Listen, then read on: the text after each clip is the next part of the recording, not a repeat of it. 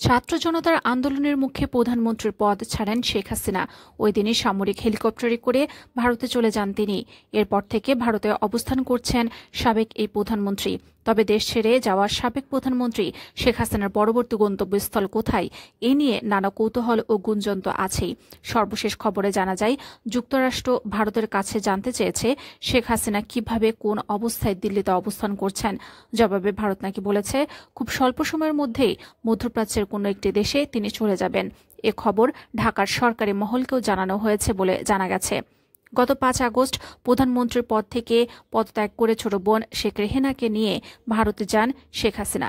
বাংলাদেশের সামরিক বাহিনীর একটি বিমান তিনি দিল্লির কাছে গাজিয়াবাদের হিন্দল বিমানবন্দরের ঘাঁটিতে অবতরণ করেন। এরপর থেকে তিনি কোথায় আছেন আর তা প্রকাশ পায়নি। শেখ হাসিনার সঙ্গে থাকা কূটনৈতিক পাসপোর্টও বাতিল করে দিয়েছে সরকার। এ ধরনের পাসপোর্টধারীরা ভিসা ছাড়াই ভারতে ৪৫ দিন বৈধভাবে থাকতে পারেন। ইতিমধ্যে শেখ হাসিনা প্রায় 2 মাস ধরে অবস্থান করছেন ভারতে। কূটনৈতিক পাসপোর্ট তার বৈধভাবে অবস্থানের মেয়াদও শেষ হয়ে গেছে।